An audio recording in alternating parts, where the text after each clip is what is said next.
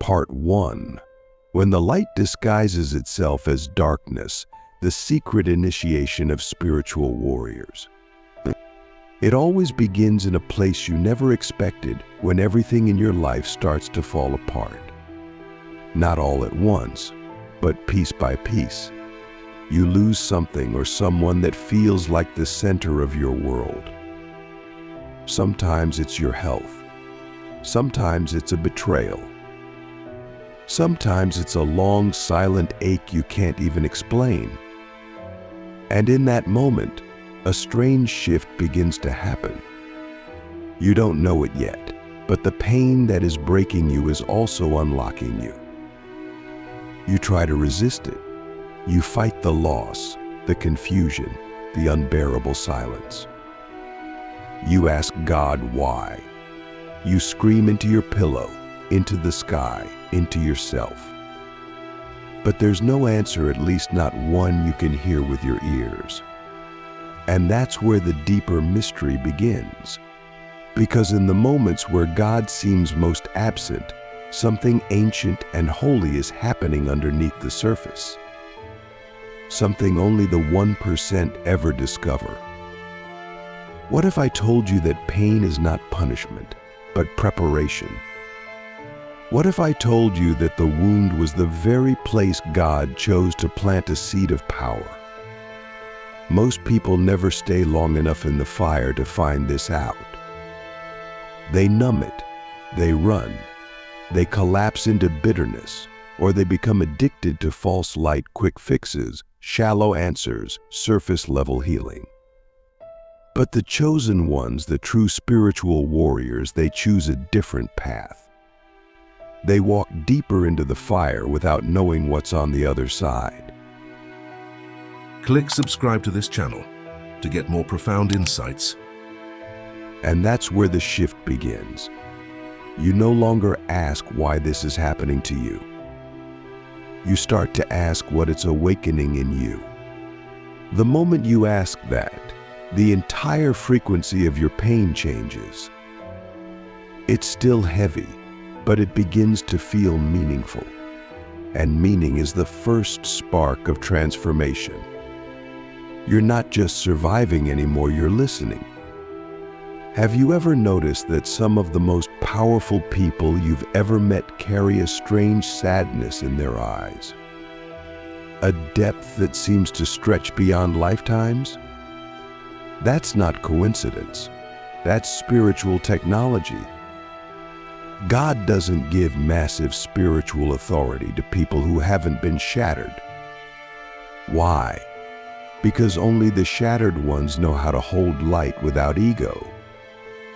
Only the broken ones know how to serve without seeking to dominate.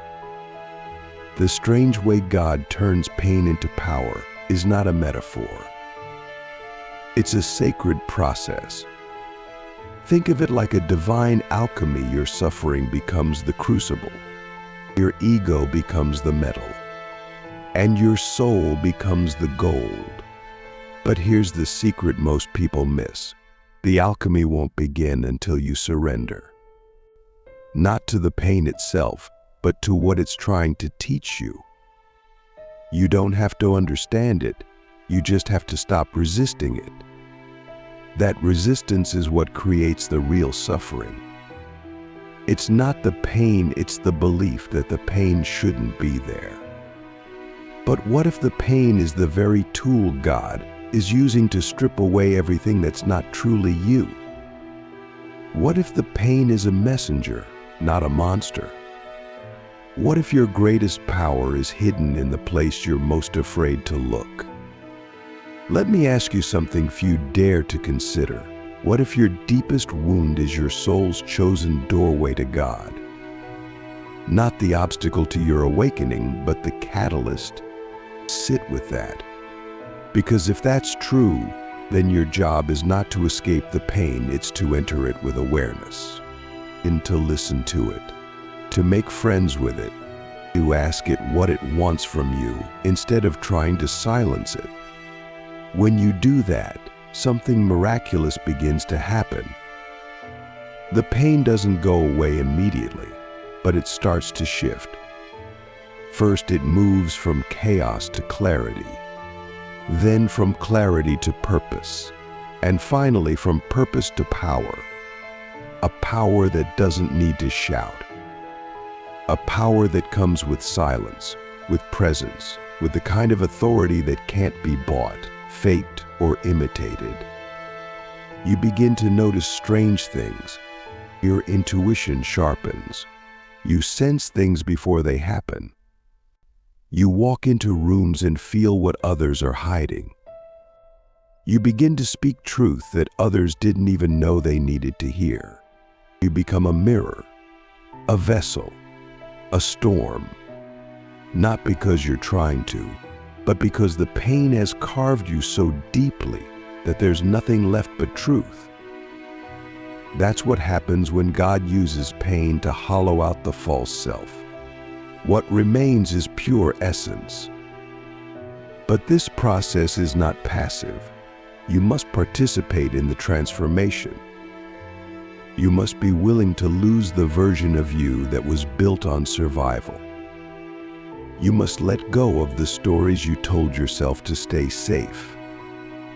You must be willing to disappoint the people who only love your mask. That's the price, but the reward is that you become undeniably real. You become the kind of person who changes lives just by being in the room. This is why the chosen ones often feel like outcasts. You're not crazy. You're not broken. You're becoming. And the world doesn't yet know how to hold people like you. So it tries to label you, fix you, minimize you. Don't let it. Your pain didn't come to destroy you. It came to awaken the part of you that's indestructible. There's a reason why the ancient mystics, prophets, and healers always walked through the valley of death before they carried light. There's a reason why Jesus fasted in the desert, why Buddha sat beneath the tree, why Rumi lost everything and then wrote poetry that still heals the world. It wasn't because they were special. It's because they answered the call of pain instead of resisting it. And in that surrender, they unlocked a kind of power that still echoes through time. You don't need to be religious to understand this. You only need to be awake. Awake enough to see that your life is not random, that your suffering is not meaningless, that your losses are not failures. They are initiations, and initiations are never comfortable. They rip you open, but only because they are preparing to fill you with something greater. That's why you can't skip this part. You can't manifest your way around it. You can't bypass it with affirmations. You must go through it. And going through it means feeling everything. The rage, the grief, the numbness, the hopelessness. Not as problems to fix, but as sacred visitors, each one holding a key, each one holding a message, each one holding a part of your power. You begin to realize you're not just healing, you're remembering. Remembering who you were before the world told you who to be. Remembering the part of you that was never afraid, never small, never broken. That part is still in you. And the pain, that's the map back to it. That's the compass. That's the strange gift wrapped in suffering. And slowly you begin to trust the process. You begin to see beauty in the breakdown. You begin to find peace in the pieces. You begin to speak to God not in desperation, but in devotion. And God begins to speak back not always in words, but in moments, in synchronicities, in dreams, in sudden clarity that pierces through the confusion like lightning. That's when you realize something most people never will. The pain didn't come to take your power. It came to reveal it. It came to strip away everything that was never really yours. It came to break the illusion so that the truth could finally shine through. And now you're not just surviving, you're rising. Not as who you were, but as who you were always meant to be. Part 2. The Sacred Fire Within. How the Chosen Ones turn suffering into supernatural strength. There's an ancient truth that most of the world has forgotten. Pain is a sacred fire. It doesn't come to destroy you. It comes to refine you. And only those who dare to step into that fire with their hearts open and their egos surrendered will ever understand its true purpose. The chosen ones don't run from the fire, they become it. They learn to burn without turning to ash, and that is where supernatural strength is born. The fire of pain is not random. It chooses its vessels carefully. It seeks out the ones who carry the potential for deep transformation, the ones who can hold more light than most, but only after they've been emptied of everything false. That's the irony, the mystery, the strange beauty. You are chosen not because you are already strong, but because you are willing to be stripped down and rebuilt by Spirit. And in that rebuilding, a different kind of strength emerges, one that is not based on control, but on surrender. This strength cannot be explained in ordinary terms. It's not the kind of strength that wins battles or climbs corporate ladders. It's the strength that sits with grief without numbing, that speaks truth even when voices tremble, that walks away from what no longer serves, even when it hurts, that forgives without forgetting, that holds boundaries without closing the heart. This strength is forged in silence, in darkness, in the invisible places where only you and God know what's really happening. And that's what makes it sacred, because no one sees the fire you walked through. No one knows the nights you wept without answers. No one witnessed the countless times you chose love over bitterness, faith over fear, alignment over approval. But God saw. The universe felt it. And the energy of those unseen choices is now vibrating through your field like thunder waiting to be released. This is not poetry. This is spiritual physics. Energy never lies. The chosen ones begin to sense this. There's a moment sometimes in the middle of a meditation, sometimes at 3 a.m., when sleep refuses to come when you feel it. A quiet power, a still knowing, a feeling that something has changed inside you and you can never go back. You don't need to tell anyone. You don't need to prove anything. You just know. And that knowing becomes your compass. Let me ask you a question that very few are ready to face. Are you willing to become the version of yourself that your pain has been shaping you into? Not the version that fits into the world, but the version that rebuilds it by simply existing. The version that no longer needs validation. The version that doesn't look for shortcuts because they are the path. The version that understands that the fire was never punishment, it was initiation. You start to realize that the very thing you thought would break you has become your teacher, your anchor, your portal. And with each layer of pain you transmute, a new layer of wisdom rises. You begin to speak from a place that doesn't just sound good, it resonates. Because people don't feel your words. They feel your frequency, and your frequency carries the signature of someone who has walked through the underworld and returned with gold. This is when real power begins to activate. It's not flashy. It's not loud. It moves in silence. It flows through presence. You walk into a room and shift the energy without saying a word. You touch someone's hand and they feel seen in a way they've never experienced. You speak and people tear up, not because of the content, but because of the truth behind it. That's when you know your pain has become your anointing. You begin to understand that your suffering wasn't just for you. It was for others, for the people you're meant to guide, to heal, to awaken.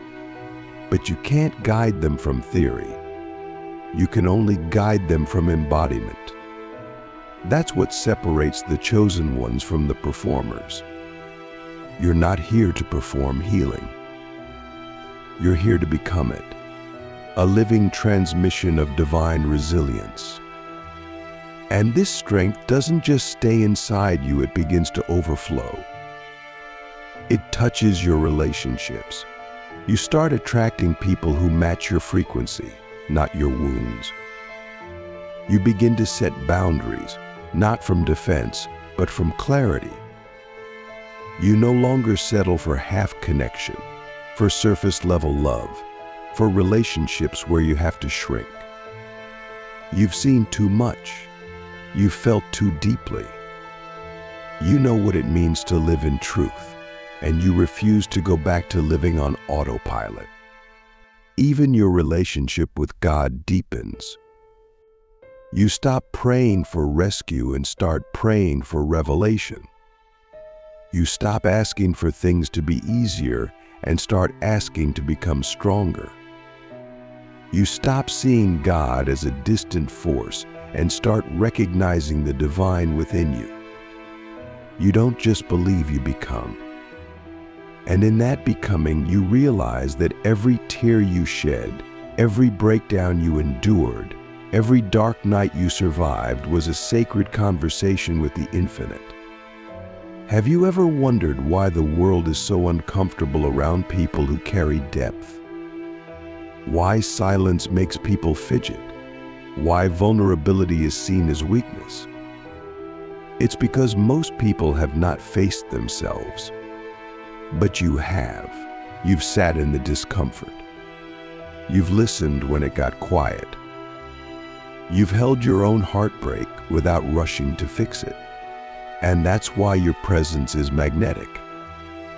You carry a kind of truth that can't be faked. And yet this strength does not make you invincible, it makes you more human. You still feel. You still get tired. You still bleed. But you no longer fear any of it. Because you've already walked through the fire. And you know that you are not the fire, you are the phoenix. Rising again and again, not because you want to, but because your soul was built for it. You begin to notice how deeply you can love, how compassion flows from you effortlessly, how you can hold space for others without needing to fix them. This is divine maturity. You no longer need to be the hero in anyone's story. You just need to be present. And in your presence, people remember who they are. That's the power of someone who has turned pain into purpose. Even your creativity changes. You begin to write, speak, create, move, express from a place that is untamed, raw, real. You're no longer trying to be impressive. You're trying to be true. Because you've realized the most powerful thing you can ever be is yourself, the version of you that survived the fire, that danced with shadows, that chose love when hate would have been easier. And the beautiful thing is, you don't need to explain any of this. You don't need to convince anyone. You just need to live it. And those who are meant to find you will. Not because you marketed yourself well, but because your energy called them home. That's the strange magic of pain. It becomes your lighthouse. And you become the guide you once prayed for. So now the question becomes, what are you going to do with the strength you've earned? Will you hide it? Will you dilute it? Or will you rise with it and let it speak through every part of your life? This is the moment where everything shifts. The moment you stop waiting for permission and start walking in power. Not to dominate, but to illuminate. Because the world does not need more perfect people. It needs present people. People who have walked through the fire and come out not bitter, but brilliant.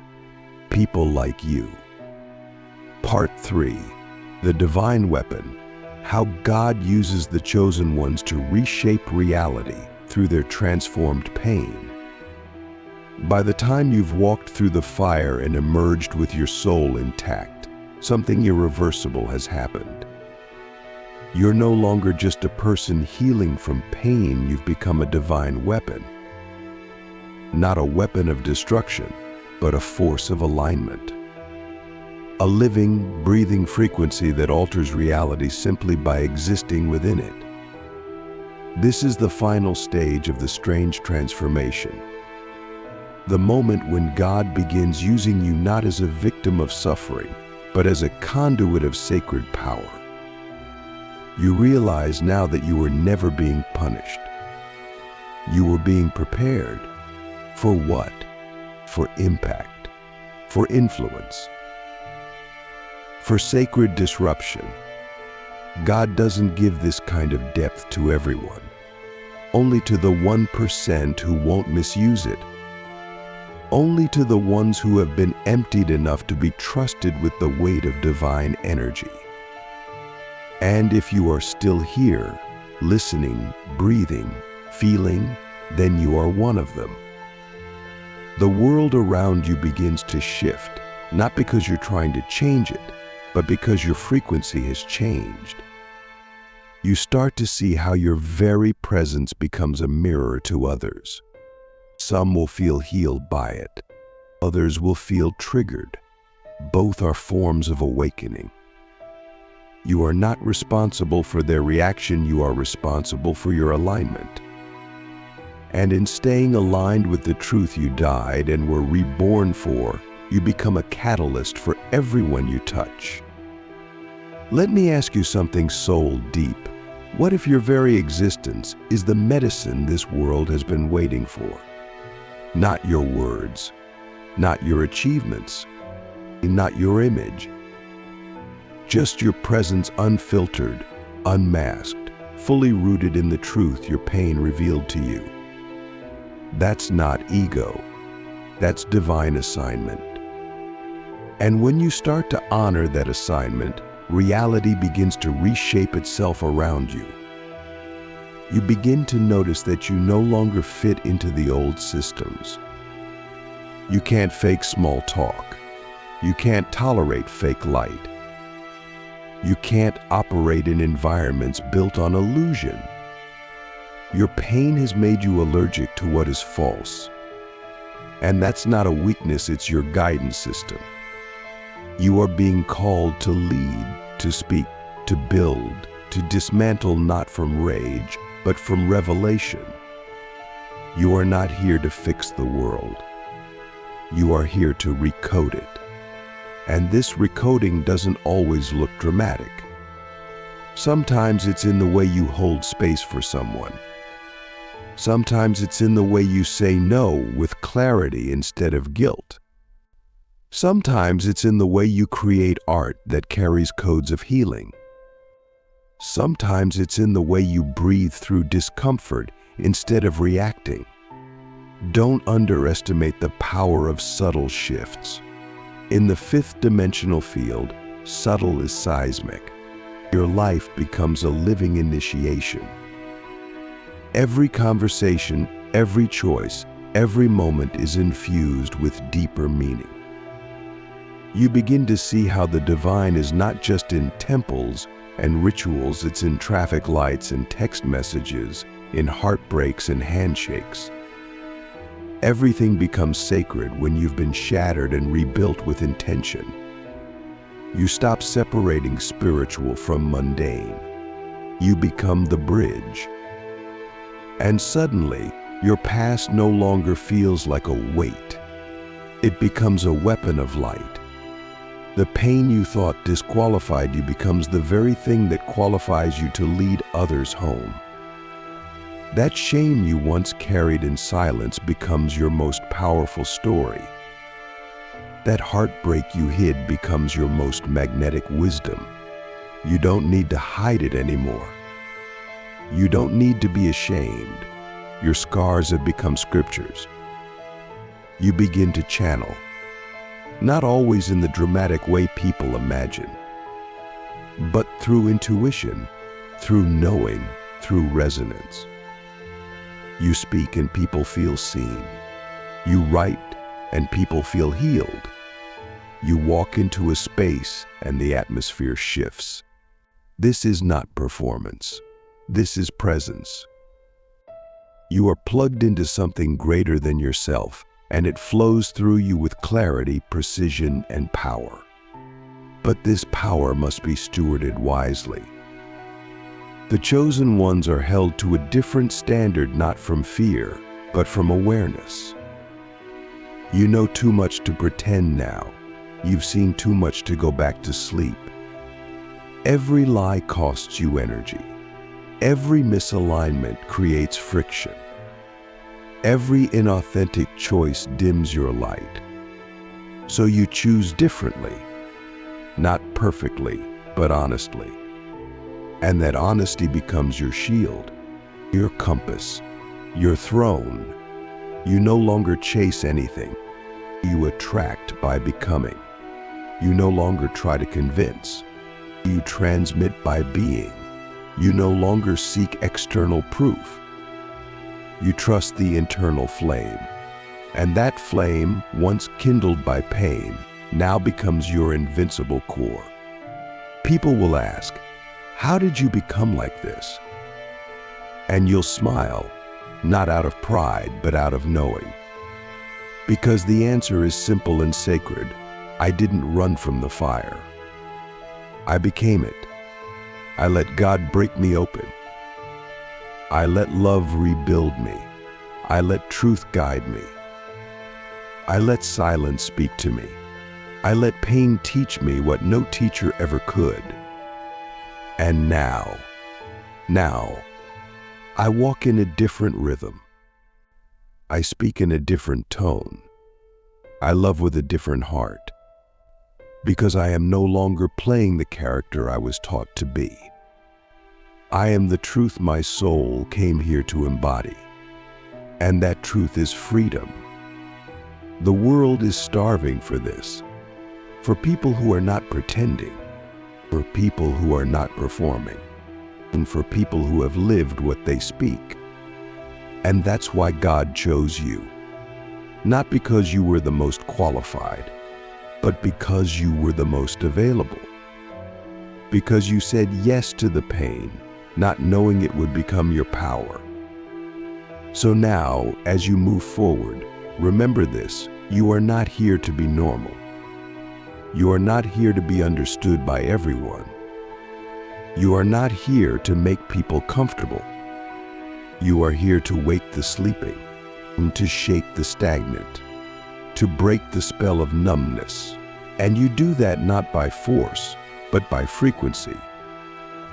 By living your truth so fully that it becomes a tuning fork for others. Let me ask you one final question. If you knew your pain was a divine assignment, if you knew your suffering carried sacred instructions, would you still see yourself as a victim? Or would you rise as a vessel? Because that's the choice now. To live in reaction or to live in revelation. To hide your power or to honor it like a temple. You are not who you were before the fire. You are not who you were before the fall. You are not who you were before the pain. You are reborn. You are dangerous to illusion. And you are ready. Now go walk as the strange miracle you are. And let the world feel what God made from the ashes.